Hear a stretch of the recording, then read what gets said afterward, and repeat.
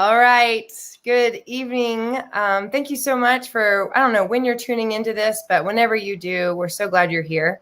My name is Chryssie Whitehead Disbrow, and I am the co-founder of Broadway Arts Community, and with my best friend, Alexis Cara. And we are Broadway vets and TV and film actors who are passing it on to the next generation. And we are doing these Tea for Two chats with our community of artists and colleagues and peers and friends who we've either worked with or we deeply admire or both, which is in this case, Mr. Karl Warden. So we're going to bring him in. Again, before we do, I want to let you know that we do offer a mentorship program and private coaching and dancing, acting, and singing in studio intensives where we were just talking. So I'm going to bring him in and we're going to talk about how he looked like a lab technician while he was teaching a 16-day intensive in Burbank, California during COVID. So without further ado, let's have our friend, Karl Warden. Ooh, Tea for Two. New York. Oh, you're so good. Welcome. Thank you for having me. Oh, I'm so glad. We're so lucky to hear your journey. You're so fascinating. I mean, this man has worked on Broadway and theater across the country and probably across the globe, I'm sure. Yes. Yep. As well as film and television, as well as now choreographing, as well as a bodybuilder, as well as, oh my God. I mean, what? Like seriously fascinating. And we really just want to hear everybody's stories. How'd you get here? What'd you do? What's it up? But before we get into that, Karl, how do we know each other? Okay. So we did an industrial for MAC Cosmetics. It was a filmed industrial that was played inside the company, and we were like solid gold dancers. You wore a halter top gold sequin jumper. You used to have that picture. Yes. Did I not? I sent it to you like 1,000 times throughout our lives. Yes, you have, because it just makes on a random Thursday, I'll just drop it to her and just be like, thinking about you, having a good laugh. So sweet. We had such a good time. It was great. I loved it. It was fun.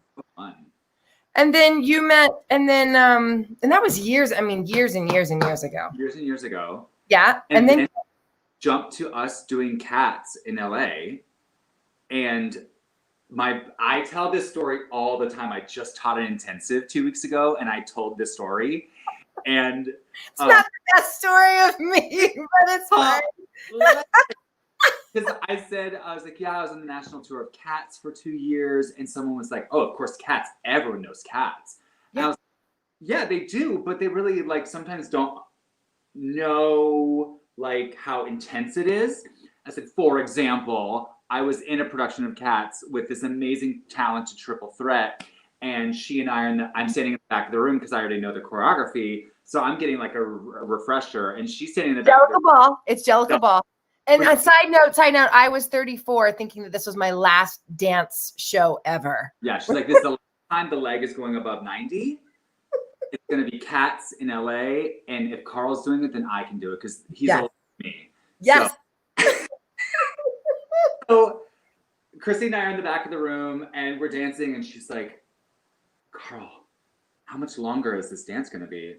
And I was like, Chryssie, we're not even in the dance yet. We're in the pre-part. We're in the poem. Like, we haven't gotten to the 7-minute dance yet. I didn't ask you, Karl. Remember, I asked Dana. I asked the choreographer. I raised my hand. You raised your hand. You're like, I'm so sorry. How much longer is this dance? I need to wrap my brain around how much choreography we're going to do. Yes, my process is I need to see the light at the end of the tunnel. Yes! And I was like, girl, we are so far from the light. We're not even, we're in the part of the tunnel where the light behind you is gone and there's nothing in front of you. Oh, right. So we just got to keep moving forward. We got to keep going. Yeah. And it's you were my inspiration. You were amazing. That was so difficult. I remember, knowing that it was the end, it was nearing the end of my performing dance like this when I was laying draped on the cat as drapes and I was watching everybody dance and they were all 20. And they were amazing. We had such a great cast. They were amazing. And I was like, yes. And I think I even got out of doing one of the sections. I think I did. I think Dana let me. Yeah, she swapped you out. Yeah. She's like, it's okay. I get it, I guess. I don't know. She was sweet. Told you. I was like, Chryssie, you better learn this section. I think you're in it. And she's like, you're like, I don't think I'm in it. This is not a good example. This is hysterical. Listen, everyone. It comes a point in time where the dancing, but I was full out once we did the show. Always. 1,000. I mean, everyone has a process. And yeah, you need to know. I know so many people that need to know, like, how many more 8 counts we have. Yes. Yeah. Because we've already learned 112 8 counts, and I just need to know, like, how many are left so I can make space in my brain. And Karl, knowing that we were the oldest, I had never been in that position. It's been I mean, you're always the young one, kind of. And then you're Sheila. Overnight. Overnight. So something to look forward to, because we ended up having a great time, and there's a definite secondhand talk, and it's really great. We had we had our own story. We were lovers and as cats. Like Monkus Drop and Bombalurina. I mean, we were together. We thought we had babies. Anyway, we could go on forever about that. But and then you met Alexis doing Chicago. Yep. At the Hollywood Bowl. Chicago at the Hollywood Bowl. Amazing. I mean, a treat. People still text me like, "Oh my God, I think I just watched a bootleg of you on YouTube doing Chicago at the Hollywood Bowl." That's amazing. Yeah. Yeah. Yeah, Chicago at the Hollywood Bowl was I saw it. Y'all were fierce. So that's Alexis, our partner, and we just wanted to have you on here because we love you. We're connected to you, and that's how we create community. You guys, it's so important to have people and friendships and be able to pick up the phone and do this. Yep. That's why you can't make enemies. You got to be like on your best behavior and just be a good person, because now, especially nowadays that everyone's talented. Everyone's talented. It comes down to like, what does he like to work with? And they will call the names on your resume. Yeah. And be like, okay, yeah, okay, give it to me straight. How is he to work with? Yeah. Okay, I had Marcia Milgram Dodge call me a couple times on some shows, on some people that I worked with that they put down from when I was teaching them. Luckily, they were in good standing. Yes. You know? I've given many glowing reviews. Yep. I have given some DNHs. Do not hire. Do not hire. Don't. Yeah. You just don't have time to deal with that kind of energy, right? So it's working on your energy. And Karl, you've always had such great energy. And I'm wondering, let's start at the very beginning. Yeah. Like, I just am so curious. Like, we're gonna really start in the very beginning. Little Karl, where are you? Right here. Oh no, I can't get in there. Hold on. I'm still learning this. Can you see this? No. Yes. You can? Wait, hold on. Wait, I saw the thumbnail. If you saw the thumbnail, okay, now we're gonna do it. Share screen and application and go. Stop it. I was obsessed. How old are you here? I am probably 5 or 6. I'm not older than 6 there. Okay, so tell me, is this your first memory or one of your first memories of music or dance? So this was a tumbling number that was in a recital where I also did a Michael Jackson dance. Which we're going to show. And a dancing on a dime tap dance. Michael Jackson. Michael Jackson. My grandmother. Check it out. In a bevel. Big Toto Bunyan and a classic Susan Stroman bevel right there. You knew. Look at your smile. You're so happy, Karl. I am thrilled. And you're thrilled. I love those parachute pants. And my grandmother made that replica Michael Jackson jacket from scratch. Did she really? Yeah. That did not exist before she created it. That's pretty remarkable. Holy cow. Amazing. Okay, so where are we?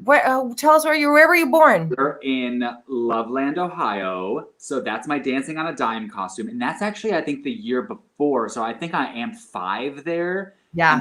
My first ever tap dance. And there's actual video footage that I need to put on my YouTube channel. Yes. me in the middle of this tap dance, just like born and bred a dance captain, because I am doing the dance and doing the shuffle, step, ball change, shuffle, step, toe. And the girl next to me has her dime backwards. So you just see like the sticker from the hardware store instead of the face of the dime. Yeah. And while I'm doing the step without missing it, I'm telling her, turn your dime around. I'm giving her a note. So, okay, so this, and where are we? Where's this house? Where are you? This is my house growing up in Loveland, Ohio. I mean, Loveland? You grew up in Loveland, Ohio? Yeah. It's a suburb 14 miles northwest of, or northeast of Cincinnati. Do you hear the name? Loveland. Yeah. Loveland. Yeah. You're so Loveland. Like you were born in Loveland. Yeah. And like just so old fashioned, like those are rug beaters on the wall. Like my mother collected rug beaters, like vintage ancient rug beaters. Yes. Amazing. I mean, hilarious. So how long? Okay, but can you get us to where really quickly? Can you get us to how you got to dancing? Well, at that particular school, we had these after school programs, and it was required that you took part in one of them, and it was like a community enrichment thing. So you had to either take a tumbling class from my mother, or you had to take a dance class or an art class. And I already did art with my grandmother because she was an artist and a painter and a potter. And a seamstress, clearly. And a seamstress, like she could do it. And I already tumbled, so I was like, okay, I got the tumbling. I'm already doing the thing, but I've never danced before, so let's dance. And so I wanted to dance, and I was the only boy in the dance class, and I did it, and I ended up. How did that feel, being the only boy? It was fine. I was kind of used to being the only boy a lot because I was a diver, and there weren't a lot of boys diving, and I was. Whoa, hold, stop! You were diving that age? I like a timeline. Okay, 4 so 5 years old. I started diving at 3. In my first ever diving competition, I was so little that I couldn't reach the first step. And when they called my name for my dive, I had to be like, can somebody put me on the board, please? Because I couldn't. Did you talk that? Yeah, my voice was like, they had to pick me up and put me on the board because I couldn't reach the first step. Pause. How did you get into diving? And why did they put you into diving? My mother was very into aquatics. She was a synchronized swimmer and a diver and a swimmer. Oh, wow. So yeah, and that worked with the tumbling because at 3 years old, I could do a back handspring and like a round off and a front flip, like normal.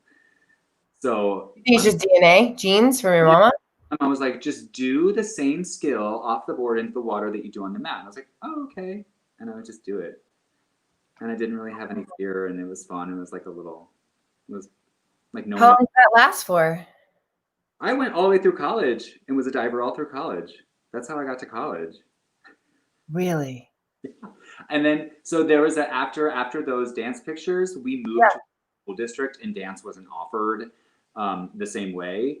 And so I stopped dancing until, and I did like the high school musicals and whatever. It was in a performing arts group, like a show choir, but better than a show choir. And then the next thing I know, like, so I graduated high school. Wait, no, stop. So you're diving. I'm just like, I'm so fascinated by this. So you're diving, you stopped dancing. How did you feel when you stopped dancing? You were fine with it? Yeah, I was kind of okay with it because we had so much going on. I was playing soccer and t-ball and like swimming. Okay. I had lots of stuff. Yeah, I had lots.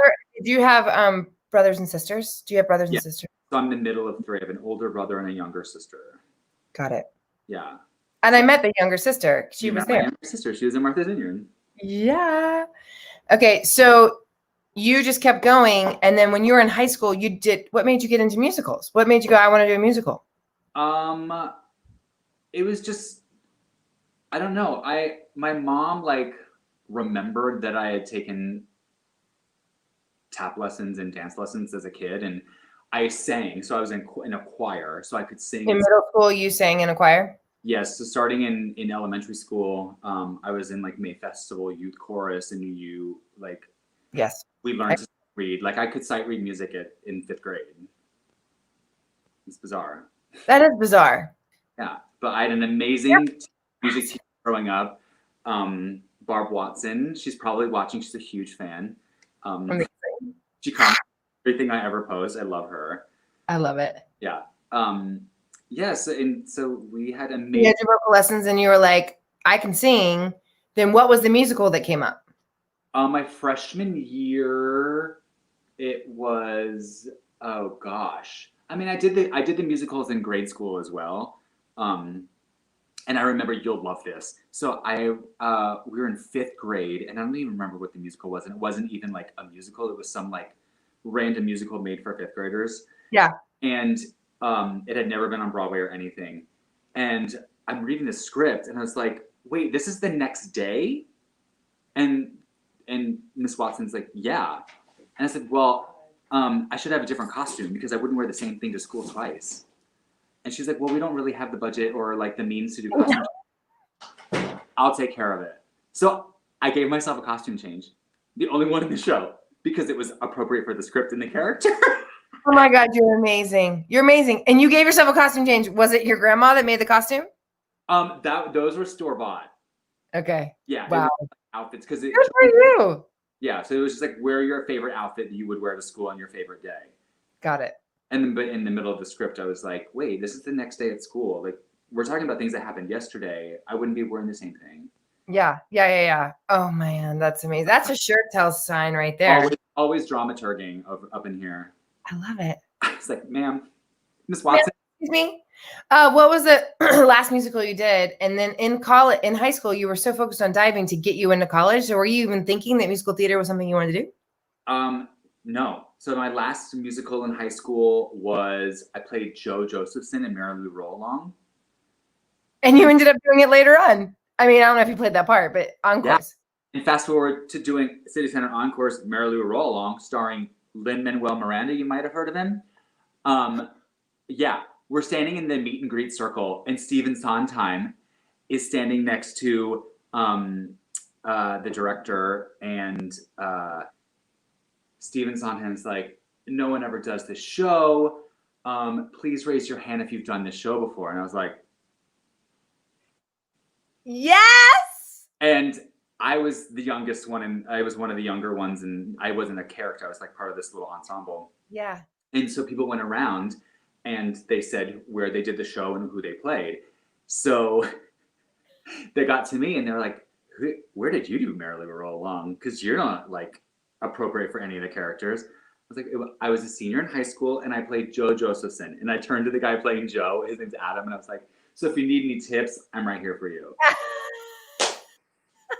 Complete joke. Oh, totally. Like Stephen Sondheim laughed so hard that his other eye closed. Like, that's amazing. It was very. That's amazing. So that's so cute. So you do that, and then you go to college, and you're not thinking anything about musical theater. Where do you go to college? University of Tennessee in Knoxville. And I was diving. I was pre-med. I wanted to be a dentist. I was like taking all these hard classes and so focused, so busy. So you never even thought about the arts. You just went straight to pre-med Tennessee. Yeah. Okay. Like training my butt off. I bet. Like nutritionist, strength and conditioning coach. I hit another puberty because of all the working out and the eating. I had a puberty and grew another 4 inches and gained 40 pounds of muscle. Like it was insane. Wow. Yeah. Karl, just at a pause in this moment in your life, when you look back at this part, do you think a lot of it has to do with the way you were brought up in the family that you were in, or does it have to do with just innately who your spirit is? It's a lot. We were always taught to do everything full out and to go after it 100%. And we were never allowed to quit anything halfway through. Mm-hmm. Oh, my mom was the same way on that one. Finish what you start. Always finish what you start. I remember my second year of T-ball, I wanted to quit because my coach had bad breath. And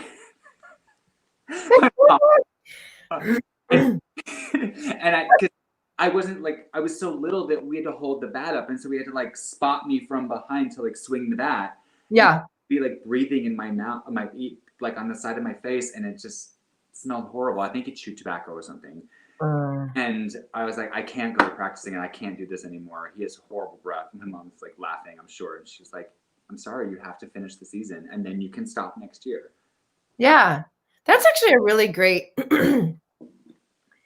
whenever we start something, it's so easy to, especially after you are not in an adolescent or in something that is given to you, a schedule is given to you. Isn't it easy as adults to possibly start something, even though I think you've been ingrained since you were 3 years old. I mean, and also it was a lot of what they call now free range parenting, where like my mom would send me outside and we had a trampoline, a big rectangular competition style trampoline in our backyard. Yeah. She'd send me outside at 10 years old for me to do drills for diving and to work on my form techniques. And she'd secretly watch me through the laundry room window while she was folding clothes. And she'd watch me and she's like, the rule is you do 10 in a row perfectly. And if you make a mistake, you got to start over from 0. It didn't count. So I would do like 7 and I'd mess up the 8th one and I'd start over. And sometimes I would be like, okay, I only made a little mistake, but I know what I did and I know it was a fluke. And so I just, so I cried after doing them. And she's like, you did all 10 perfectly in a row. What about that 8th one? And I was like, well, I know what I did wrong and it was a fluke. So she's like, okay, all right. Just as long as you know. But I mean, that helps to have someone as a young age hold you accountable, right? For sure. And I knew, and I didn't know she was watching, but I knew that if I cheated myself, I was only cheating myself. Right. And I got caught in college cheating reps by my strength and conditioning coach. Like the same exact scenario. I was doing like squat jumps with 225 pounds on my back. And I was supposed to do 4 sets of 12. And I got tired on the 4th set of 12 after the 10th one. And it's just like, I feel like my hips are going to fall off if I do 2 more. So I just racked the weight and walked over to the next thing. And the coach, I was by myself in the gym. And the strength and conditioning coach walked out and he was like, yeah, how many reps are you supposed to do there? And I was like, 12. How many did you do? 10. Why didn't you do 12? Because I got tired. Okay, well, you're going to be really tired because you're going to go run a mile around the practice field and you're going to start the workout over again. I never cheated in another rep in my life. Like, if you cheat on rep, you're cheating yourself. And I was like, never again. I love that.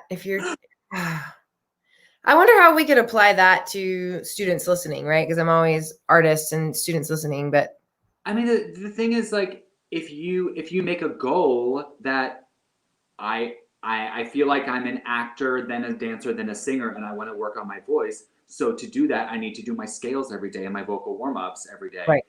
And you skip a day, then you're cheating yourself. Cheating the plan. You're only cheating yourself. You're cheating the plan you made for yourself. I mean, ultimately, you loved this and you wanted to be better, right?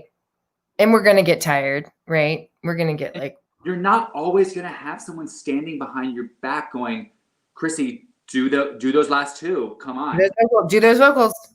Turn off that video game and go do your vocal warm-ups. That's where I do miss my mom. You know, she's not around. And she used to say to me, and she'd always be giving it to me real, you know. When I was older, she was like, you need to be in opera lessons. Literally. She was like, you need to be in opera lessons. Yeah. I'm like, woo! But she's like, if singing is isn't opera, isn't classical singing like the ballet for, and she didn't know much, but I think that's what, you know, and I know for myself as a performer, I think once I hit a certain goal, like once I got to Broadway and I could prove myself that I got it,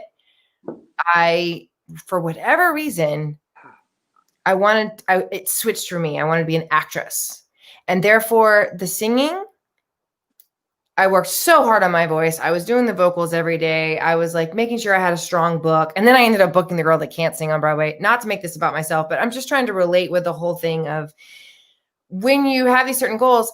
And it is a bummer to like look back and go, you know, didn't strengthen it. I didn't, to the point where when I came back to do a show, when I got to Chicago, I was rusty and I had to work harder on the job. Whereas Karl, you seem to me like someone who's always ready. Yeah.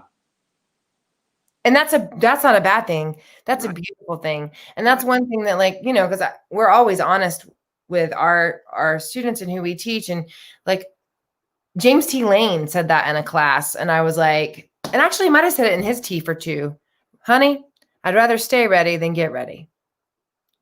And yes. So it's been informing me and I think others to keep listening to that. We want to stay ready. And what does that look like for you? And that may be different. What do you do in the mornings, Mr. Karl Warden? What is your routine? Well, I was just going to say, at my age, and even in a pandemic where who knows when the next time we're going to perform is, 3 days a week, I'm still doing a deep stretch in my garage gym. I'm in an oversplit with my foot up on a black foam roller, listening to my favorite song, working, like just sitting in that split, keeping it ready. So I can get a call from my agent to hurry up, go, there's this private audition, go.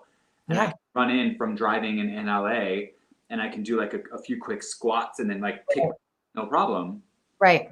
But I spent all that time sitting in an oversplit. So I'm ready.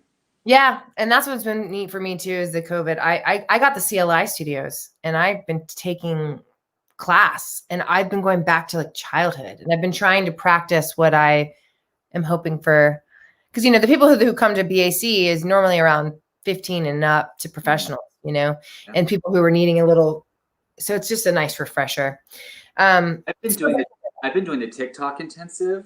So. Wait, what? Have you just been doing TikToks? Yeah. So I don't know how to do them. I don't understand it. I don't get it. I thought it was like. I'll teach you my tricks. I thought it was like they showed you a video and then you try to learn the video. You can, but you can make, if a tutorial doesn't exist, you can make your own. So like I'll screen record it and then I'll drop it into iMovie and then hit the speed and slow it down. And then you can watch it slower. So that somebody's teaching it to you in a way. Yeah. So instead of like 1, 2, 3, and 4, then it's like 1, 2, 3, and 4. Yeah. Well, I'm so proud of myself for taking class, especially like CLI. I mean, it's like, and I have my little studio back here, which is really fun. I don't know if you can see, but I have a see, mirror. Whee! That's amazing. And both sets. So it's like, it's super neat. I'm like, when I have that set up for me, then I'm like, I'm like, okay, it's just put on the video and go. Yep. So I love that. Stay ready. You're always ready. Okay. So you left college, and you're like, now what? So on spring break of my second year of college, I went to New York and I went to see Chicago the musical and I started talking to the merch boy, who was a musical theater kid. They always are. Yeah, always are. So I chat him up before and after the show in an intermission, and his name is Sean Bradley. We're still friends to this day. And stop it. Yeah. Stop it. That's and adorable. Hey, there's an audition for Footloose the musical tomorrow. It's coming to Broadway. A few of us are going. You should come with us. So I was like, what year is this? What year are we in? This is 1998. Great. We're not that far behind each other. Yeah. Okay. So I went to the audition and kept through the cuts. And wait, you went to the, okay, sorry, hold on, stop. You have to take me to your mind. Like, get me into your brain. You just left Tennessee, you went to New York. What makes you think I'm going to go to an audition? I hadn't even left Tennessee yet. I was on my spring break. I had just finished my sophomore season of diving and was like, I need a vacation. That was so crazy. I'm going to New York for a week. And I went to New York by myself and I'm just like, what made you go to New York by yourself? I just wanted to see Broadway shows because I'd never been to New York. How could you afford that? I had saved up. I was a model as a kid and saved up my money and. Smart. So you're smart with money too, Karl? A little bit. Oh, yeah, I tried. amazing. I had a savings account. What? That's incredible. And I went to work, and Sean Bradley invited me to this audition, and well, before that, I only had one professional photo of myself, and so I had to go to Kinko's and look up on Alta Vista search engine on how to make a resume. And I made a resume with my 4 high school musicals and my show choir and put those as my credits. And insane. But what are you thinking? You're thinking, why not? Are you having fun? Like, what is like? Yeah, just like, he invited me. He thinks I'm a dancer. I'm going to go with it. Like, he just assumed I was a dancer, like an up and like Chicago. Yeah. And I was like, I didn't tell him I was on my spring break from college and I was in pre-med and wanted to be a dentist and a diver. So I just keep getting kept through all the cuts. And all of a sudden I look up and there's 50 guys and 50 girls on stage. And the choreographer, AC Ciula, says on the God mic at the Richard Rogers Theater, they were Y'all did it like a real, like the old days, Broadway auditions? Old days. That's what happens. Doesn't happen now. People don't go, well, they did it for every little step. They did it for chorus line. Yeah, because it was filmed. Yeah. Yeah. On a stage, a Broadway Dare stage. So yeah, it was like there was a deck on the stage and like a sprung dance deck. And he's in the audience on a God mic and he's like, okay, before we go any further, I just have to do this because I'm dying. He's like, well, Karl Warden, please step forward. And I step forward and I'm looking at the house and he was like, and he holds up my photo and he was like, this picture and resume is hilarious and it's exactly how you get noticed in a cattle call like this. Great job. And I turn around and everyone is staring at me and they're all like, what picture is that? Like, what did you do? Why did he say that? And I was like, I don't know. It's just like a picture of me. Like, what picture is it of you? And I was like, it's my college diving team photo. It's the only professional photo I had of myself. It's me on a starting block. Stop it. With a towel around my neck in a Stop it, Ray! No, stop it. Barefoot on a starting block in front of a pool with lane lines and flags in the background. Your first Broadway audition. First Broadway audition. Used my college swimming and diving. And they, as soon as I said that, they died. People were on the dying. That's amazing. I have not heard a story like that. That is. Alta Vista said, take your headshot and resume stapled together. And I was like, headshot? Oh, I got diving photos taken. I'll use that. It's amazing. And that picture and that story are on my Instagram. You just have to scroll down a while. Oh my God, it's hilarious. Woo. First ever Broadway audition, I ended up making down to like the final 11 guys, and Julie Hughes came up to me after the audition and she was like, grabbed me by the shoulders and she was like, I don't know where you came from. I've never seen you before, but you got to keep doing this because this is what you're meant to do. And like, you're amazing. Like, what's your story? And I was like, I'm on spring break from college. She was like, where are you studying? And I was like, Tennessee. Wait, I'm sorry, I'm bad. Is Julie Hughes of Hughes Moss Casting. Like, okay, I wasn't around then, I don't think. No, it's like, that's how long ago this was. Like, and I was right behind you, so I don't know. Yeah. But things changed so fast back then. Yeah, they did. So she just said, and so when you're listening to her, what are you feeling? You're like 20 years old and you're going. And she was like, wait. She was like, how's the program at Tennessee? And I was like, well, what program? I'm in the pre-dental program. She was like, spit take. She's like, what? I was like, yeah, I've only been taking dance class for like 3 months. And had you been taking 3 months? You hadn't been, had you? So rewinding a little bit, a teammate of mine was taking dance classes because she got feedback from judges saying you need to soften up your dive. Yeah. Graceful. You should take a dance.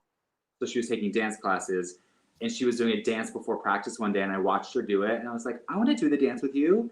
And she was, well, I'd have to teach you. And I was like, well, I already know it. I watched you do it. So I got up and did it for her. And she was like, that dance took me 6 weeks to learn, and you just watched me do it twice and learned it. I was like, yeah, I don't understand. Yeah, you're one of those. That's interesting. I guess you've now at this point in time in your life, you've definitely seen that you are, and there are those that are out there that are just naturally gifted at many things. It's funny. It's like, I mean, I always say that everyone has their gift and their talent, and you have to make it work for you and just really lay into it. And that kind of videographic memory helps me a lot in big, giant New York auditions where you can't move. Because I would just go in the back and stand on the radiator or on the windowsill and just watch the combination over and over again. And I wouldn't need to even do it. And I would just like do it when we cut the groups down, and I'd be fine. But I don't need to like do a dance to learn it. Your osmosis. Uh-huh. Wow. That's super cool, Karl. Wow. Oh my God. Okay. So then when she tells you all that and it's your sophomore year, do you go back to Tennessee and be like, I want to be on Broadway now, or what? I kind of want to be on Broadway now. Because like this Broadway casting director just said, this is what you're meant to do. And it was really fun. And I'm obviously good at it. And it was a original Broadway cast audition. Like I didn't get cut right away. So yeah, no, exactly. Let's see what happens. And the very next, like the next week I had a meeting with my college counselor. Yeah. She like pulled out this accordion paper and she was like, here is your 10-year plan. You've completed 2 years and you have 8 more years until you become a dentist. And I was like, ah. And this is before like Y2K, when people were like, the world's going to explode when it flips 2000. Yeah. And I was like, wait, we're talking about years past 2000, but we're in this period of time where people are freaking out about turning 2000. I'm sorry, like that doesn't compute. No. And then I was like, well, okay, let's just go to dance class. So I went to dance class that night, and my teacher, Shelly Martin, was like, you had an amazing class tonight. And I was like, well, I was dancing out a lot of frustration. I don't think I want to be in school anymore because they laid out this 10-year plan and I have 8 years of it left and I don't think I can do it. And I just I feel like I've accomplished amazing things with diving, and I could be ready to move on. I'd be fine to move on. And I had that amazing audition in New York, and I think it could be a cool thing to go pursue. for. Yeah. And she was like, you need to do this. So I did it. What do you mean? So I did it. That's what you're saying in 3 words. No. What happened? So then I finished the school year. I moved back to my hometown for the final summer. I coached my diving team for the last summer. And I danced at Cincinnati Ballet. I took some open classes at Cincinnati Ballet. And I remember the ballet master came in, and my best friend, Meredith Lewis, was dancing at Cincinnati Ballet classes. And so we're in an open class, and the ballet master walks into the open class, and he was like, you, come with me. And I was like, me? And so he took me into the company class because they were doing partnering and they were down guys. And he was like, you ever played a girl before? And I was like, I played Arabian and Nutcracker, so I can like lift a girl. And he was like, great. So I was in company class. With them. With Cincinnati Ballet. Like, what is happening? Happening to your life. Total flip. Now, are you just going with it? And you're like, cool, this is amazing. Oh, great. And he was like, and and from my experience, I'm like, just watch someone that's really good and do what they do. Like, what they do. I'm just going to imitate. Yeah. I watched the class. I'm like, okay, this guy's the best one. I'm going to do whatever he does.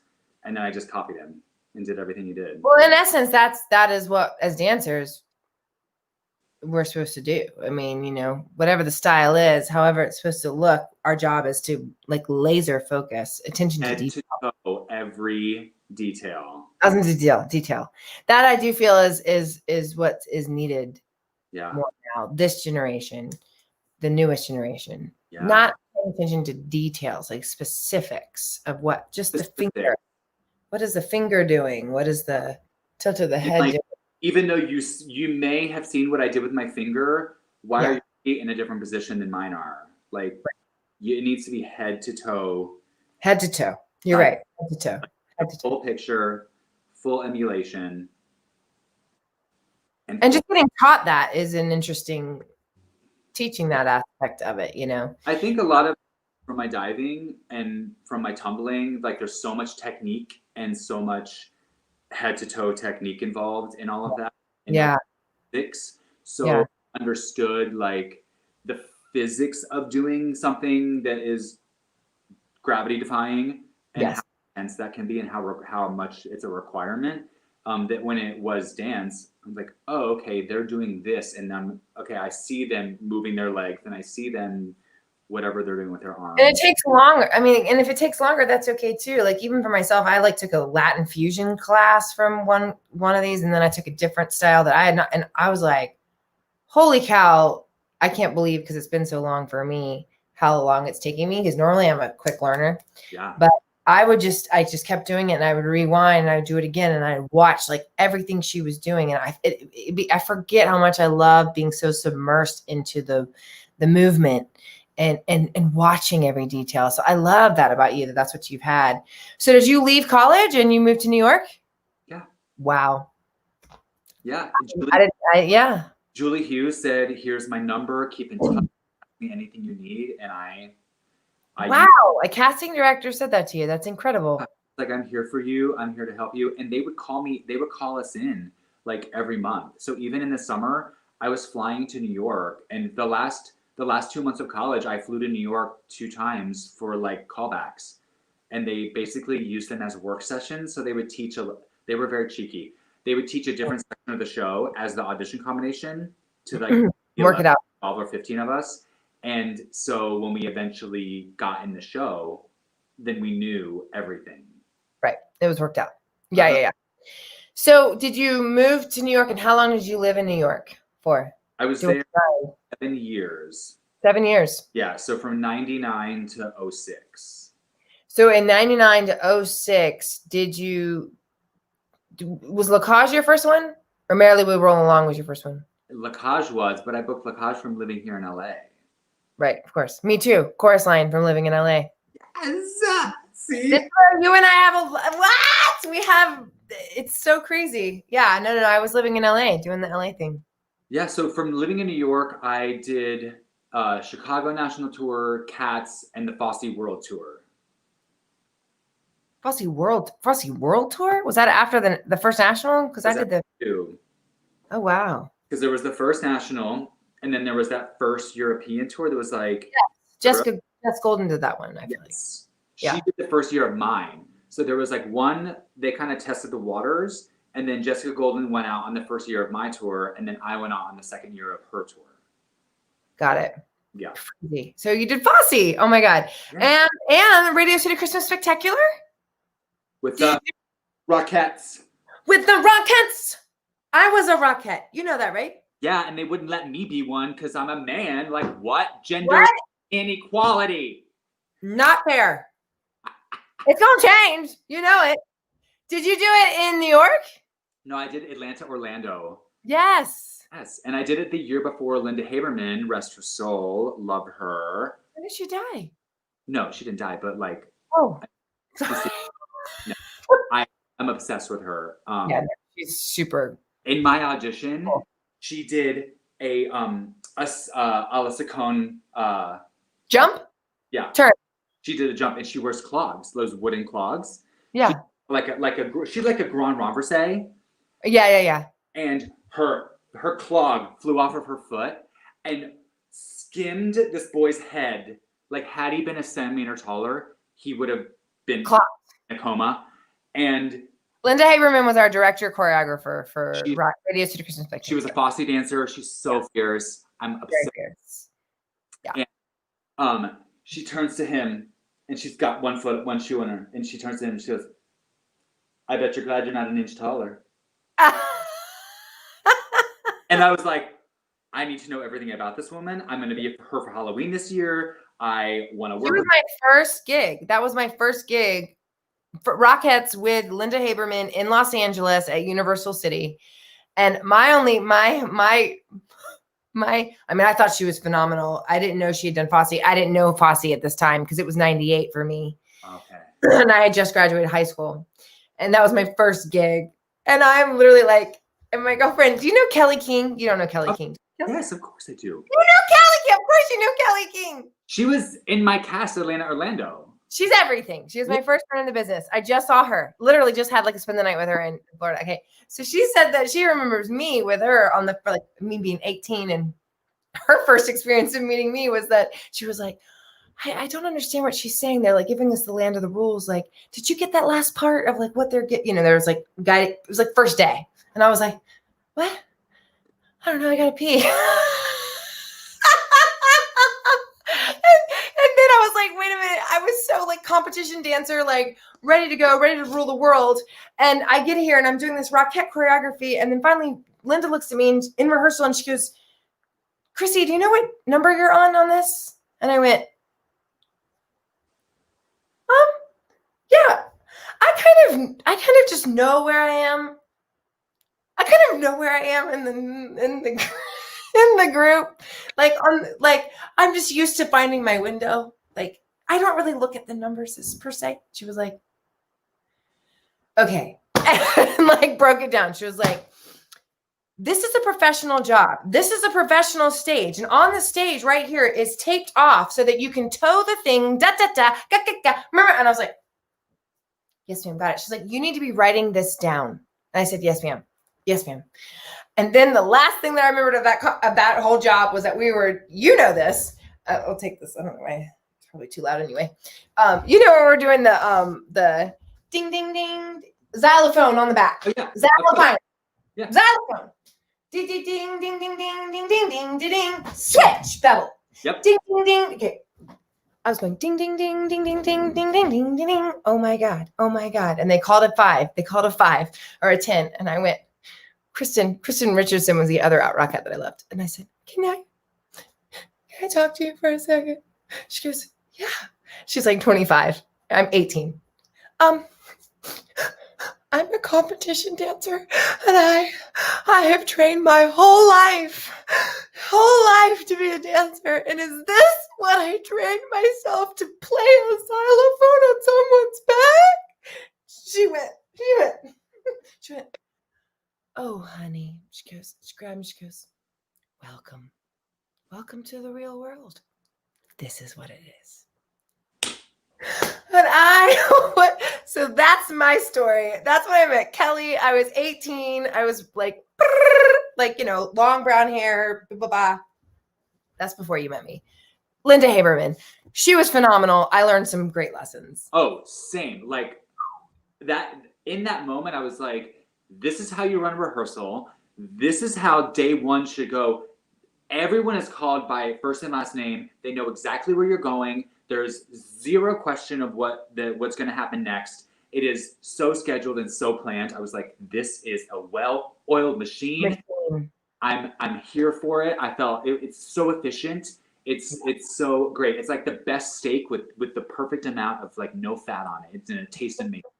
Like it's so true. It really was a well-oiled machine. And oh my God, I love that we did that. We just didn't do it together. That would have been so fun. Oh my God. I didn't even write down choreography for that job because the choreography is doable. It's like, you know, it's stuff that it's classic steps. I mean, I wanted to be in the ensemble. I wanted to dance. Oh, the ensemble is so fun. And I could do every number right now, full out. I'm doing it. My notebook, someone asked to look at my notebook and I was like, sure, but I don't know what you're going to get from it. So I showed them and they're like, wait, where are the steps? And I was like, I don't need to write the steps. I just need to write every time my number and depth changed. Yes. So I had like my notebook was like this and it was just like L9 or like whatever, like L9, link 12 double B. Like every time because the depth is all letters. Right. Front is all numbers. So it's like a grid. So every time I moved, because like it was like a blue line, a red line. I don't remember the L and the letters. I remember the blue line, the green line, the red line. Those were all lettered as well. So of course. Amazing. So double A, double B, A, B, C, D, all the way back. Oh my God. Yeah. So my notebook was just like 9L. But people are like, I don't get it. 12C. Like, But you're like, honey, I know. and you better have had your math class in Rockettes, because they'll teach you the step and they'll be like, okay, that's a 12 number travel. And you're like, wait, I'm on 6 left. 12 numbers, that's 6, right? Okay, got it. Well, right, 12 number travel. Yes, you guys, anybody? Do your math. Like, holy crapola. And they just like expect you to do the math in your head and make it work. And if you're still standing there doing the math, they're like, what's wrong? Do you know? It's high pressure. I think I was young enough to not know how pressured it was. And I left after in 99, I did it in New York. And then I left after that. Because I was like, I have to be an actress. I have to express myself. They were getting on me about my smile and telling me I couldn't smile so big.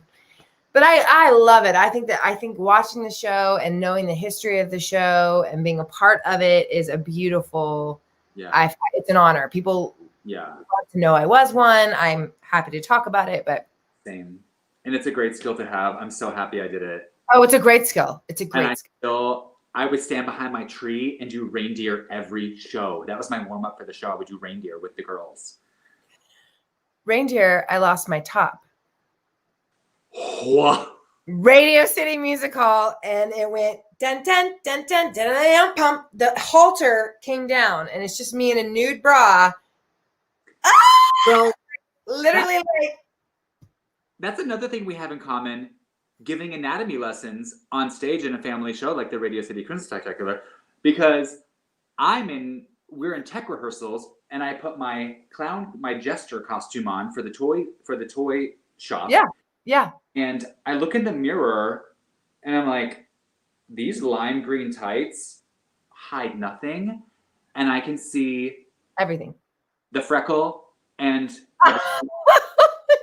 I'm getting a full anatomy lesson in the pecan area. And this is a family show. So I said to my dresser, I'm gonna need a cookie, like a broth. I need a cookie for the jester costume. She was like, okay, we'll have it for you tomorrow. So I do the number, final dress rehearsal. We get to opening night, and I'm putting on Jester, and I was like, it's not there. Where's my cookie? Where's my cookie? She's like, what? Like this like really sweet Southern lady in Atlanta. Yeah. Honey, what? I was like, babe, no, I need that cookie, the cookie that we talked about yesterday. Remember? Because you can see everything. She's like, she shines her flashlight in my crotch, and she's like, honey, I can't see anything. You're fine. So I was like, oh God, okay, I know this is not going to be good, not going to be good. And I'm standing there with my arms out like a toy. The curtain goes up, the lights hit us, and there's silence because it's in a toy store with the toys, and no one's coming to life yet because it's silent. And you could hear a pin drop in the audience, and a boy in the 5th row goes, look, mommy, a penis. You're kidding. You're kidding. I couldn't move. I was just like, I never wanted to cry on stage so bad in my life. Oh my God. So we both have given anatomy lessons. It happens, guys. It just happens when you're live on stage. All right. So you stayed there for 7 years, and what made you say go to LA? Well, I did the producer's movie in New York, and I loved. I did too. I know. Were you a grandma with me? No. Oh my gosh. Big for grandmas. That's so funny. You only know the part that you shot it for me. So as a grandma. And just like put together. So you did that. Okay. So you did that movie in New York. Yeah, I did the movie in New York, and I was like, I love this process. This is great. Like, because without sounding like a jerk in a way, I feel like I'm used to performing on command, under pressure, like, do it now and be perfect now. No mistakes. Yeah. Okay, great. So, and kind of like in rehearsal, because I learned fast, I'm kind of like, when is everyone going to get it? Like, I'm ready. I'm ready to perform. Like, let's do this. Like, when's opening night? I'm done with rehearsals. Let's perform. I know. I used to be the same way, actually. And so that's what the movie was like to me. It was just like you would sit around and you would be like waiting for the shot to be ready, and then all of a sudden out of nowhere they're like, we're up, let's go, picture's up, let's go. You take off your warm-ups and you walk on the set and the camera rolls and you film something that's forever on a DVD. Right. I should look at that movie, or just that. Yeah, I'm in Prisoners of Love, Broadway Prisoners of Love. Oh, of course you are. Pass across the middle of the stage. Oh, fun. Amazing. So that's what made you go, I think I'm good. And had you done La Cage yet already? Not yet. No. Wow. So you were in New York for 7 years. So hold on. Really, I do want to get that. You're in 7 years and you haven't gotten your Broadway debut. Correct. How are you feeling in this moment? Do you feel like it's setting back? What are you feeling like? It's important to talk about the failures, or if you feel like you're failing. Just because it's Broadway. Because, you know, we say we're broader than Broadway. It doesn't have to be Broadway. Exactly. And the only thing that kept me like off that cliff, that ledge, was I was doing awesome work that I loved. And it wasn't a Broadway show, but I was doing X, Y, and Z. And so I just kept doing things that I was inspired by, and I was just I was open to it. I was auditioning for things, but it was a weird time for my type and for Broadway, because the big shows in that time were like Hairspray, and I'm this giant 6'3", like almost 200-pound person at that time. Were you also very muscular back then as well? I wasn't as muscular, but I was muscular. Right. You were more lean? Yeah, because I had done 7 Brides for 7 Brothers and had a lot of partnering. Hey, hold up. Yeah, hold on 1 second. I got you on this. This is exciting. 1 second. 7 Brides for 7 Brothers. Keep talking as I get it up. So done 7 Brides, 7 Brothers. 2005, I get 7 Brides, 7 Brothers at good speed with Patty Colombo choreographing, and she just like plucked me out of obscurity and entrusted me with this amazing job and this amazing show. Yeah, you did it like everywhere. Yeah, and I just saw her a few weeks ago. Yes, that's me. Isn't that amazing? So that's kind of like how you were looking before you left New York. Yes. So this production was Main State Music Theater. So I was a little smaller than this when I left New York. So this after you left New York? Yes. This production, because I've done this show a zillion times in my life. Thank you to Patty. This one was, what is that, 2012? Super cool. Well, I remember you auditioning or telling me about auditions for it back then. After it, yeah. I think maybe. Really? Yeah, it was. Yeah, because it was after I had set the show in London with her for the UK tour. How cool is that? So just talk about that really quickly. So you did 7 Brides for 7 Brothers, and you met her at good speed, and then y'all hit it off, and then she asked you. Yes. So her original associate on the show, he kind of moved on and retired out of the business, and then the assistant that did the show on tour with her in 2007, he like moved on and did some other things and was like major player on Broadway, so he couldn't go do things with her. And then so she asked me to become her assistant, her associate on the show, and I did. Now, did you ever see yourself doing that? Because I know you were a choreographer now. Yes, did you see yourself doing that? Yeah, I loved it, especially that show, because I knew it so well, and I knew I loved the show, and it was so athletic and it was such a neat show that when she entrusted me with that choreography to help her teach the whole thing, and because she's this tiny little frail woman and she can't teach partnering. And right. So right. I've never met her. I've heard wonderful things. She's a legend. I love her so much. Yeah. Yeah. Just a few weeks ago in Northern California. It was amazing. Oh, great. She's the last person I hugged, actually, because it was during COVID and we were visiting up there, and I didn't want to hug her at first because she gets pneumonia sometimes, and I was like, I can't hug you, and she's like, oh my God, no, I have to hug you, and I was like, oh, but if I give you something and you die, like I'll never forgive myself, and she goes, if I die and the last person I hug is you, I'm fine with it.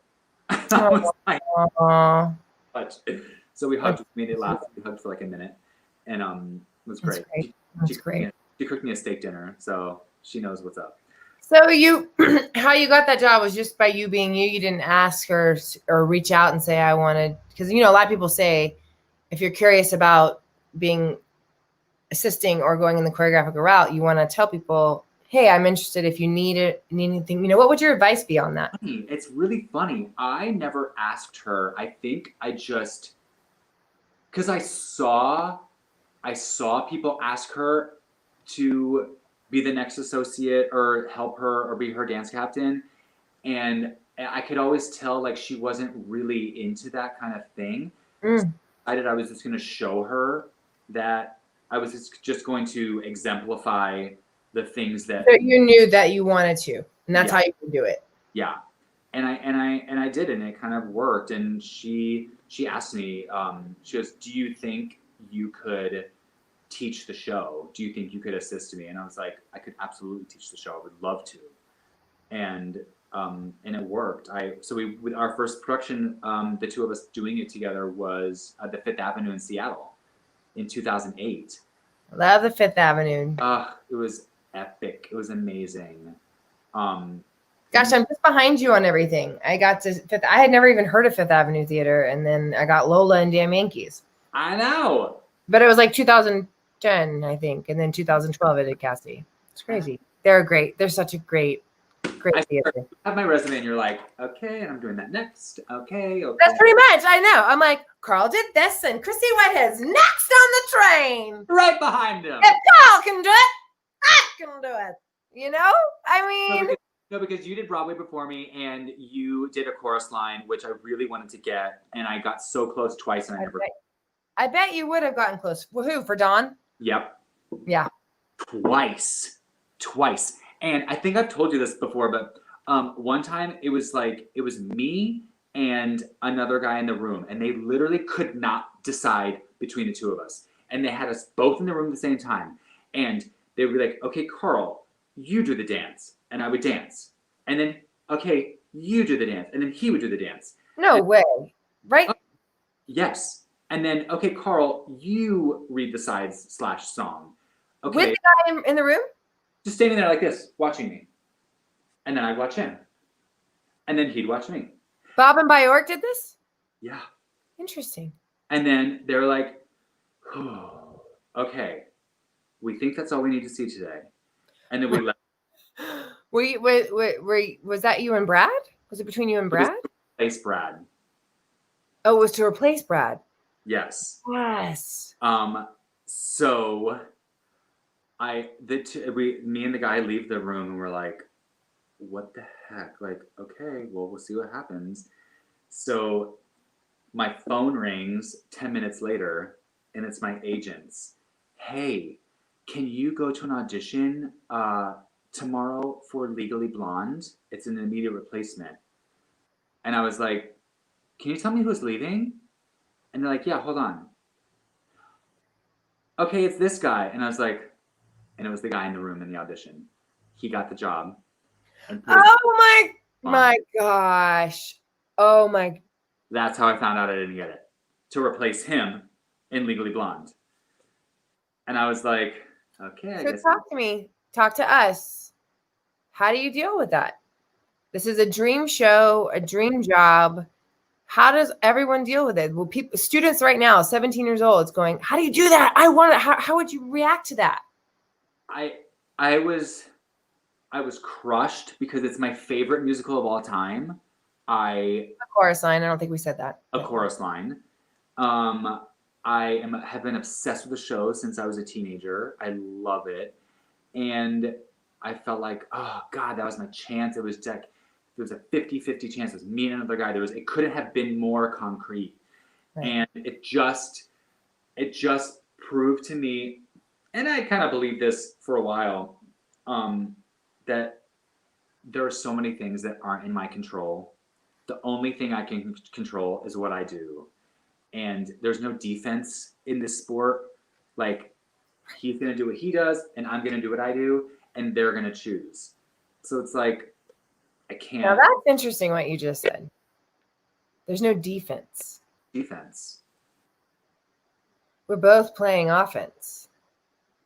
All of us going in for the role. And then the other thing that I want would love for people to hear is that you, among how many people love this show and feel that any show, let's just say a chorus line for that matter, it's coming up in 2025. Only 25 people will get the parts.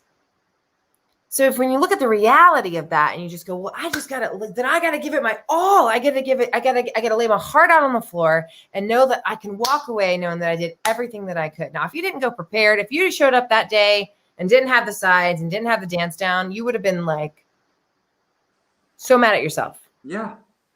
I was ready. I was off book. I knew the combo. I've known the combo since I was 15 years old in school. Right. So it's just, one thing I learned very early on, even before all of that, like when my first year in New York, I learned that the best person doesn't get the job always. Yeah. It's not a talent level thing. It's not a score. It's not like a sport where the team that scores the most points wins the game. It's not like that. It's like, no, the game happens and a panel says, we like that team better. We choose them to win. I think it's also about fitting, because you and I now I too have been directing and choreographing more, and it's about what do I have? Like, I may love this person, but does that person fit with the whole story that I'm seeing? And does that person like it? And then for the music director, are they singing enough on pitch? I mean, now that we're on the opposite side, how much do we see? Oh, 100%, hands down. And literally fitting a costume. These costumes cost thousands of dollars to make. And if you're a replacement. And if you're a replacement, it's like, he doesn't fit the costume. So he's the best, but he's not going to fit the costume. We don't have $150,000 to make him a set of costumes. The guy that got 1 mark less than him fits the costumes. So he's going to get it. Mind you, your Broadway debut was what? A replacement. And the guy that taught the audition was my exact same size. And I was like, I've got this. Did you really say that? Yeah, I was like, this is my job. This is mine. This is incredible. Yeah. Because But even then, so get this. So there was like a mix-up, and in the final callback, I wasn't asked to come in to read and sing. After everything was said and done, they kept out of, like, there were 10 of us in the final group, and they called only 5 of them in to sing and read. And I'm sitting in the waiting room like, how did I not get called? Yes, there I am. You right here, right? Yep, holding Harvey's hand. Yep. And you were like, how did I not get called? Yeah, I was like, wait, is this a mistake? Like, I flew all the way here from LA, and I told the associate, the intern that was like walking back and forth, taking people in the room. I was like, just so you know, I'm leaving tomorrow, and I will not be here on Monday to come in and sing and read if you see people again. So is there a chance that I can sing like today? And he came back, he went in the room, came back out, and was like, nope, they've seen everything they need to see today. Had you already sung for them? I sang 1 time, but I didn't read the sides for the character or like sing again for the show. So I'm sitting in the waiting room, and I was just like, this is so, I don't understand what's going on. And each guy that went in that room came back into the holding room and was like, God, I really screwed that up. I can't do a German accent. And then the next guy, oh my God, I sounded Russian. That was terrible. I didn't even know the lines. Like, what am I thinking? Then the next guy, oh my God, I totally bombed that. And I'm listening to all these guys saying they bombed it walking in the room. And I was like, I can do a German accent. I'm from a German family. Like, what is happening? This is my heritage. I'm the same size as this guy. Like, why can I not read? And I asked one time, I had my stuff all together, and I was like, I'm just leaving. I just want to check if I can read before the day ends. And they're like, nope, everything's good. So you've already read for them another time, just not that day? No. You never read for them? Never read for them. So then my plane lands home in LA and I have a voicemail from my agents. Hey, is there any chance you can get to New York by Monday? They want to see you read for Hannah. And I was like, oh, what? Are you freaking kidding me? Kidding me. And supposedly like something happened where like the Chads, the staple of my headshot got caught on the no pile, and I was put in the no pile, but I was supposed to be in the yes pile. And so you weren't even that day. Yeah. See, you don't even know. Didn't get put on the list to come in and sing and read for the role. So I was like flipping out, and instead of flipping out, I was like, okay, I'm just gonna do this. And I was like, no, I can't come to New York in person because I would literally have to sit on this plane that just landed in LA and ride it back to New York because of the time change. I wouldn't be able to get back in time, and I'm not doing that. And I was like, and I knew the production came from London originally. So I was like, can I put it on video? If all they need to see me do is read, then can I please make a video? And they're like, we'll ask, but they really want to see you in person. And I was like, just ask, please. And they asked, and they were like, yeah, they'll take a video. And I said, well, I know they'll take a video. I said, I have a feeling that the director has final say and he's in London. So it's all going to be on video regardless of where you are in the world. You said that? Yeah. And they were like, oh, okay, we'll check and we'll confirm. Girl, you're so smart. You're so freaking smart. So they called and they were like, yes, the director has final say and he's in London. So he will be watching all videos regardless. And I was like, this is my show. And what year was this? This was 2011. So I go back in the guest house. I give Todd, my partner, my phone. And I was like, let's do this. Let's film this. I'm ready to go. We did the scene. I dropped one line and we did it again. We did a second take. And he was like, that was perfect. I was like, great, let's do it. I sent the take in. And the next day I had an offer. To get your Broadway debut. I know. Now, some people will be listening to it and going, I don't really talk. Normally you don't. I guess you do talk to the casting director if you don't have an agent. Did you have an agent at the time? Yes, I had an agent. But sometimes they call you directly because you know what? This happened for me. And this was in 2006. Maybe they don't do this now. But like, Karl, the same thing happened for me for Chorus Line. I got on a plane. I was the only one for Christine. They started calling and making offers. It was the final callback, and I get on the plane. I come home. I took a week off from work in LA, and then I get off, and I have a voicemail from them. I call them back and say, hi, this is Chryssie. As I'm on the plane, they say, hey, Chryssie, look, we need to see you again. This is the final callback. We need to see you again to do a work session with Jay Bender and Tony Yazbek. And I was like, she was like, can we see you tomorrow? And I was like, I just landed. And I was like, oh my God. And I remember crying out loud, praying to God, going, I don't really know. That's so dramatic. I don't know what you want from me. Because I've been flying back and forth, for Broadway shows, and same thing now. And then they said, oh, hold on, please. And they come back and they say, we're going to have to see you in 3 weeks. So I knew they were going to see more Christines because they got nervous. But Jay Bender did call me a couple days later and he says, they got nervous because we put you with Tony Yazbek at the very last second. Literally last second. I was on the stage going out and they said, read with Tony. Tony's never read it.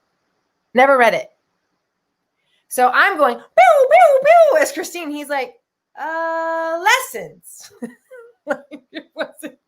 It wasn't good. The chemistry wasn't good. It wasn't, yeah. Oh. I had to fly back twice. So if you think that, and what do you do for love, right? And it was worth going into debt or whatever you call it. I mean, I was kind of reckless with money in the sense that if it was an audition I needed to go to for New York, I would go. I would pay for it. Same. So it's what we do for love. And now when you got to Broadway, just because we do need to wrap it up, because you're just amazing. Don't be sorry. Oh my God, I could talk forever. Same. I think there's a lot of lessons in here learned too. But when you get to Broadway, because Broadway is the dream, right? Then you're on Broadway. What does Broadway mean to you? I come from a sports family, so it means you're the pros. You're in the big leagues. You're playing in the NBA. You're playing Major League Baseball. My dad. I call it the Olympics of musical theater. As an Olympic type athlete, it's the Olympics of musical theater for me, and it's the apex. And how describe it really quickly? The people that came before and made it what it is have all left an impression and have left their mark, and being a part of that and honoring everything they did before you and hoping to be able to even measure up to that, and in a way be lucky enough to leave your own mark and to add a little more fuel to the fire to keep the flame burning for everyone else to come later is a really magical thing. It's an honor. It's a major honor. It's awesome. And like, I didn't even know, but the Broadway yearbook came out in 2011, and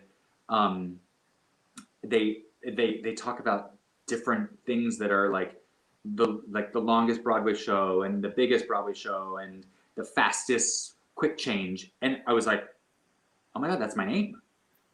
I had the fastest quick change on Broadway in that year, and I didn't even know it. Oh, cool. But of course, while doing it, I was like, this is crazy. Like, why is this happening? Why does it take 4 people? Like, what's happening? I'm in the ensemble. Like, I mean, kind of, there's no ensemble. I'm playing Hannah from Hamburg, and right. Like, it took 4, I just stood there and like 4 people changed me, and I went back on stage completely in a different outfit with a different wig. Like, can you talk to me a little bit about your experience as Hannah? I had never done drag before. The Halloween before I did La Cage on Broadway, I was Cher and Todd was Sunny. So I had put on a false lash and lip gloss, and that was it. So I'd never done drag before. Wow. And I'm down in the basement in the hair department getting my Talk as her with the accent. Oh my gosh. Okay.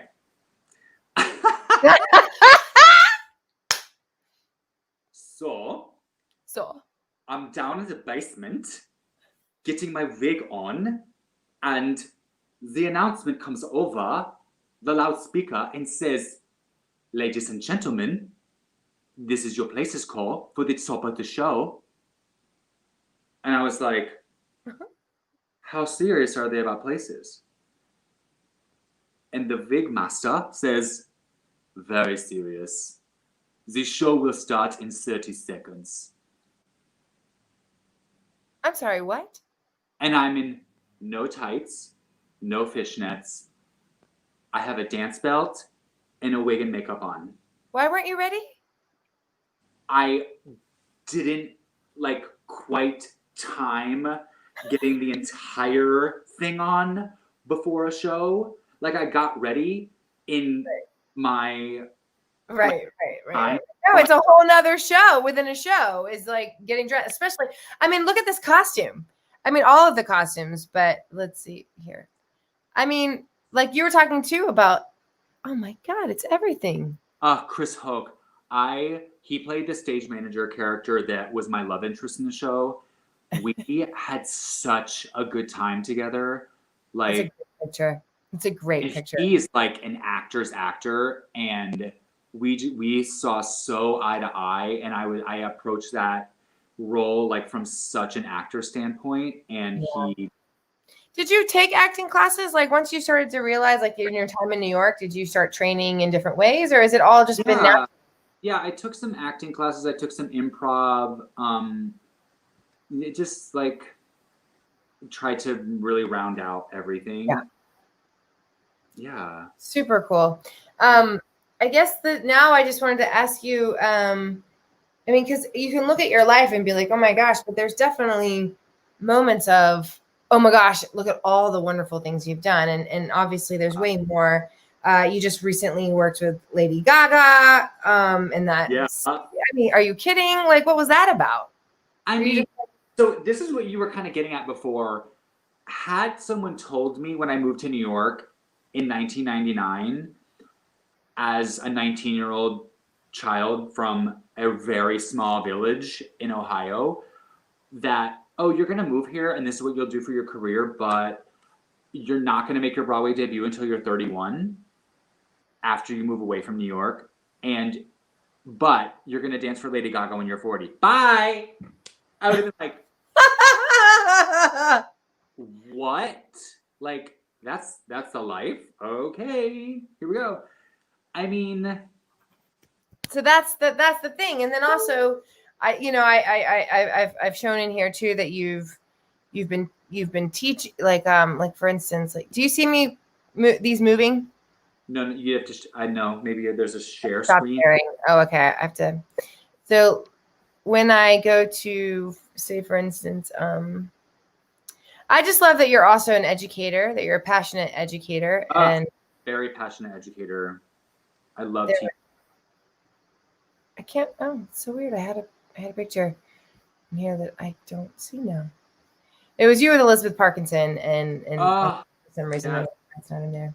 I mean, just like one of the other awesome things about Broadway is that, and this career, and it's the same way in professional sports. You almost overnight, what seems like overnight, you go from idolizing these people. Like, I sold merchandise at Fosse and learned the choreography in the back of the house. There it is. Yeah. And I also sold merchandise at Moving Out. And and Elizabeth Parkinson is the star of the show, and her husband Scott Wise is in the show as well, and they're dancing their faces off. And I'm just like, who is that alien freak of nature? Like, oh yes, all my stuff. All your stuff, yeah. I mean, sorry, I mean, I was seeing it was gonna move. Yeah, and it's just like, and all of a sudden, she's my friend and my coworker and my collaborator. Right. You don't know. How did that come about? So you've been teaching for her in the summer of Martha's Vineyard. What's it called? Scott Wise choreographed this musical that it was called Sick Bastard that Bruce Hornsby wrote, and I auditioned for them, and he lobbied hard to get me, and he was like, okay, this is a 15-person cast. You guys you've picked all these character actors that really don't have a lot of movement dance experience. You have to give me one dancer who I can trust the show with when we leave, because this person like has to. Well, we have to do it. They have to help me teach the dance. Like, you have to let me have someone that is more of a dancer. And they were like, fine. And he picked me. And I ended up like being one of Bruce Hornsby's favorite characters in the show, because I proved to him that I was an actor, and I wasn't. Yeah. And I wasn't just a dancer. And I got to play a UPS guy. And so working with Scott, I walked in the second day, and Elizabeth is in a center split on zero, and she's like helping stage things. And I was like, I'm done. I had just gotten over the fact that Scott Wise and I spent an entire 12-hour day together the first day. Right. And I'm his dance captain. And now his wife, Elizabeth Parkinson, is helping out. And then he was like, oh, Karl, you're not in this room yet. You're going to go with Elizabeth in the other studio, and you guys are going to work out this duet. So we walk in this room, and we choreograph this duet together. And you're dying, and you're like, I used to idolize you, and now I'm in the room with you. So what does that say? What do you say to that? Well, because my dad grew up, played professional baseball, I grew up meeting huge baseball celebrities, and he always impressed upon us yes, you have to respect these people because they have done things that no one else has done ever before. And they are special in that way, but they're still people. And if you treat them like people, that's all they want. Totally. And so I just treated her as a normal person. And like I would have moments where I was just like, okay, and I'm holding Elizabeth and her legs are wrapped around me. And what is happening in my life right now? So you started creating with her, right? And then you ended up, they asked you to teach for them. Yes. So they loved like my collaborative spirit, and they loved how I wasn't afraid to kind of, I could read when Scott needed a little like interjection from me. Yeah. I would say, what about this? And we would collaborate well on something, but I would always let him, drive the ship. Yeah. He was very open to that. And they really liked that. And there were also 3 teenagers in the show. And I worked really well with them. And so they kind of saw that and they're like, this is good with younger. good. Was that your first time teaching like that? No, I had taught master classes on tour. Yeah. And a hilarious quick story about teaching a master class in Paris. On Fosse, we flew from Los Angeles to Paris. And before we got on the plane, the company manager comes over to me and says, there's a masterclass opportunity in Paris if you'd like to teach it, but you have to go directly from the airport and everyone's going to go to the hotel and sleep, but you have to go teach this masterclass. And I was like, I'll do it. Great. So she said, I won't be there with you, but I'll have a translator and there's a car. So just you'll go from the airport. Yeah. Great. Yeah. Great. Like my bags. We jump in the car and we pull up to the Paris Opera House. I'm teaching a Fosse masterclass at the Paris Opera House to the Paris Opera House Ballet Company. No way. There's a giant ballroom at the Paris Opera House full of dancers, and I'm up on the stage in the front with a microphone. Were you excited or you were freaking out?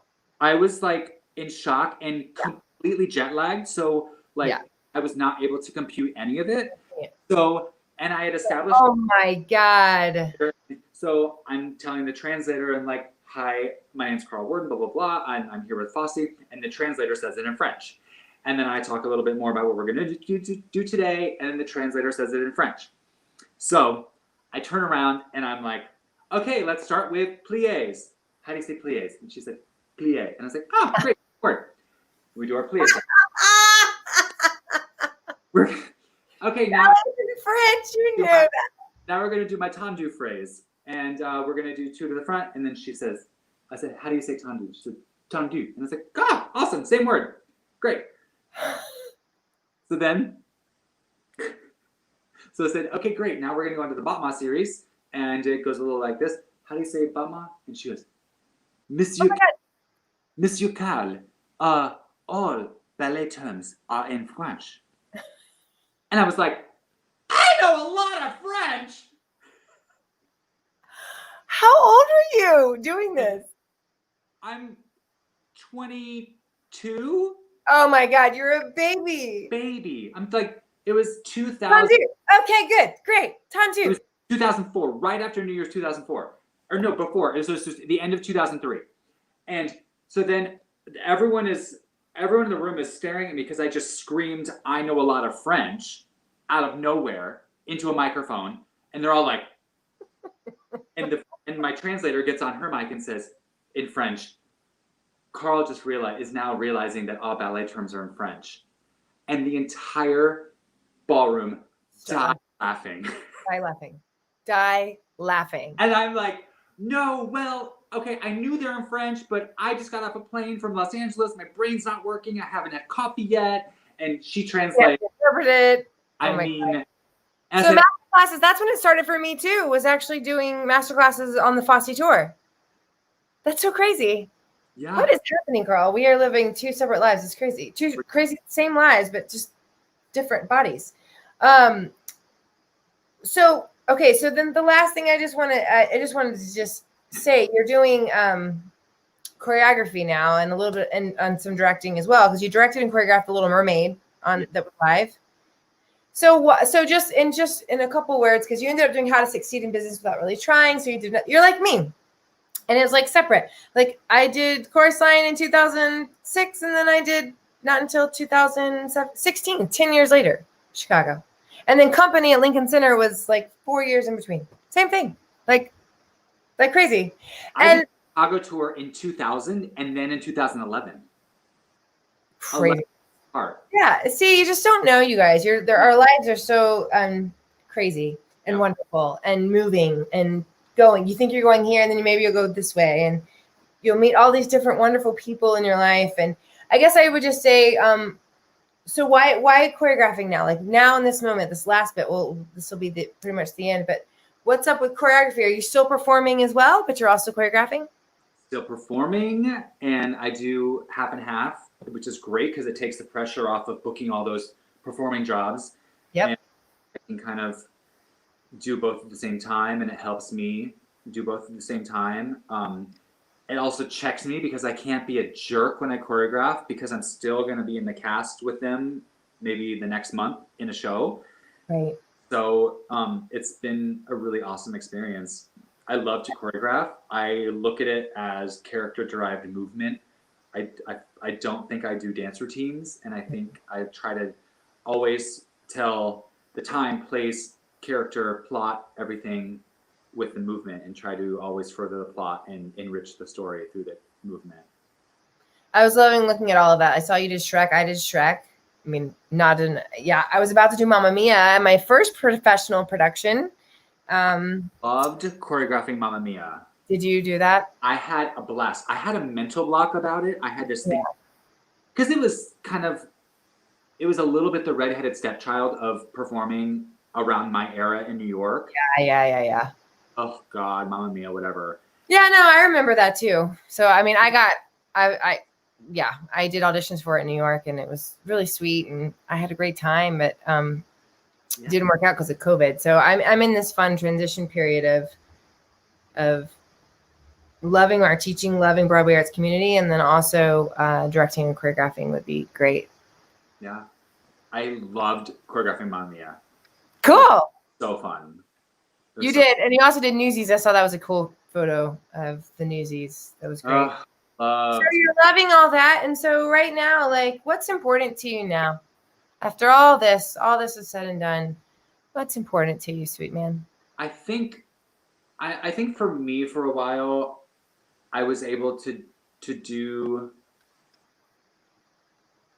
I hit some awesome professional benchmarks right away, doing iconic shows like Chicago and Cats and Fosse.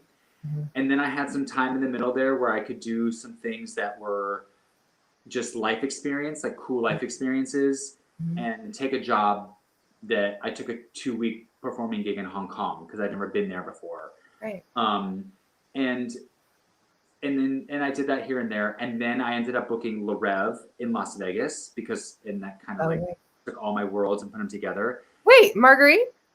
Yes. But I ended up turning it down because I thought, you know what? Because it was 2008, I think it was. And I just decided not to do it because I wanted to do a Broadway show. And it was time for me to focus back on more professional marks and take the next level. So I did, and it happened. And now with choreography, I just want to do great work and have a great time and teach people that doing awesome work in a highly functioning, intense situation can also be fun and rewarding at the same time. Yeah. And I get a lot of feedback from people that are in my cast saying that they love the way I work and that they've never laughed so much in a rehearsal environment, but they've also never worked this fast, this hard. And because I'll teach entire numbers in a matter of hours. Me going. How much more?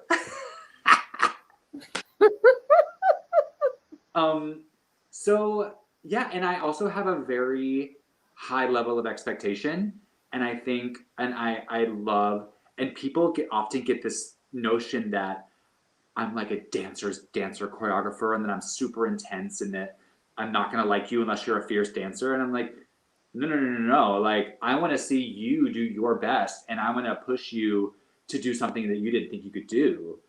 And like, I want your friends to come to the show, not just because they're your friend, but I want them to come to the show and be like, holy crap, Chryssie, I didn't know you could do that. Like, what the hell? Like, that's what I want for you. And that's why I push these, I call them kids because they seem so young to me. And they seem young now because we're and, so far away from it, but they're not. Yeah, and I expect a lot, and I'm able. Luckily, I'm thankful that I'm able to show them. I can do the choreography that I'm expecting of them. Right. And I'm like, if I can do it, you can do it. Get it together. And also, you cast people for a reason. I mean, people, I think artists and actors and performers tend to sometimes forget that we got the job already. That there's not this need to impress us, and that we got so much going on. Yeah. Like as a creator on the creative team, I got so much to think about that I'm just banking on that you're going to do your job and do it 100% and know that I got you and don't need reassurance from me that I got you. Yeah, like show up in lyrics, and I'll show up and have done my prep work, and we're gonna meet eye to eye. Sorry, what did you say? I cut you off. Shut up. Show up and what? Show up and know your lyrics. Show up and know your lyrics. Yeah. Because like, how am I going to teach you a number if you don't even know the lyrics to the number? Yeah. Like, yeah. And it's interesting. It's like, I don't know. I think the ride is pretty interesting between regional theater to Broadway to touring, to gigging. Yeah. There is such a different kind of like, and then I know for you, because you've been also choreographing theater and live television, and they're different beasts, but you always have to bring your A game. The days of showing up and telling me what to do are over. Like, you have to bring so much. You have to have read the script, and you have to be ready to jump in, because oftentimes I'll be like, great, let's show me what you got. Like, what do you like? Same thing. Like, it's the same thing. Yeah, because I'm not, especially when I direct it. When I direct, I'm like, I don't have all the answers. Like, we got to come together. Yeah, you show me, like, give me something, like, show me what you had in mind, and then we'll come together. Yeah, I agree. Like, I can't tell you what to do. I'm not giving you line readings. I'm not going to tell you what to do. No, it's so interesting. So I'm glad to see that you're enjoying that. And Karl, you have such a joy. You have such an energy to you that I believe too that people, if I was when I was working with you in the cast, but I can only imagine just how you are in person, that you bring that to the plate in a leadership role, that it is a collaboration. And I've been learning a lot too. I keep asking these questions and asking from people that are doing it or who transitioned. And, Marcia did a T for two, and Hunter Foster did one. And, it's just really neat to kind of just see. And even Hunter said I would, if something came up acting wise, that was right or felt good, I'd go to it. Right. It's like, I guess we're living this creative life, and that's not a bad thing. Yeah. I mean, you just have to be open to it, and no one knows their path. Yeah. It's not like corporate America where there's a literal corporate ladder and you're going in this trajectory. Like, ours is like spilling a glass of water. It's like, yeah. And any way you go is different, but just as awesome as the other one. And then there also is bad times. I mean, yes, we don't get everything we want. You're not going to get every show you want. You're not going to get every job you want to direct. It's just not the case, but it's learning I think this is why we want to keep having these informative chats. And you can't end up hating the thing you never got. Like, I'm still friends with Bayor, even though like she has stood there and been like, we're gonna get this show together. We're finally gonna get to do the show together. Come on, Karl. Like, eat nails for me, and I'll put you in the show. Like, and it didn't happen. It didn't happen. But So I'm far. like, yeah, we're still kicking it. Like, I'll still kick it with her anytime. And I still love a chorus line, and I might still do it. I might Never know. But I'm ready. You're so ready. That is the main thing. You're always ready. And it's a beautiful thing to be around. It's a beautiful thing to even see from here. I know with COVID, it's super, super hard right now for all of us artists.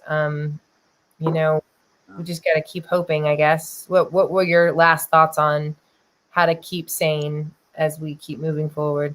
Yeah, I think it's just a really good time to keep working on yourself. And I think had you asked someone, it's funny, I feel like leading up to March, so many people were saying things like, I wish I could just press pause and just take some time to myself. Like, stop the world, I want to get off. Yeah. And that's what's happened. The world has stopped. And we have this time to do anything we want. And of course, horrible things happen. Of course, there was a live Lady Gaga performance that got canceled that I was supposed to do. That was soul crushing. I would have loved to have done that, and it didn't happen. And of course, I let myself be upset for it about it for 2 days. But then I just got up and I wanted to keep my brain learning, so I got on TikTok and I would learn to dance on TikTok and film it that same day, just like walking into a room in an audition and mastering a combo and performing it and booking that job. And right. So it's like you just have to find something that works for you and dive in. Yeah, use the time wisely. Use the time wisely. Yeah, that's for sure. Like preschool. Say it again. We've been told that since preschool. Like, use your time wisely. Yeah. Use your time wisely. Well, sweetheart, I just thank you so much for this. And I know anybody who stumbles upon this interview will get so much out of it, especially if they are a performer or an artist who are really wanting to do or follow the path of the creative life. And here is your story, which is so vast. And it's so different than anyone else that has ever come before me. And it's a perfect example of this industry. It's like, there's no one way to get here. No, there really isn't.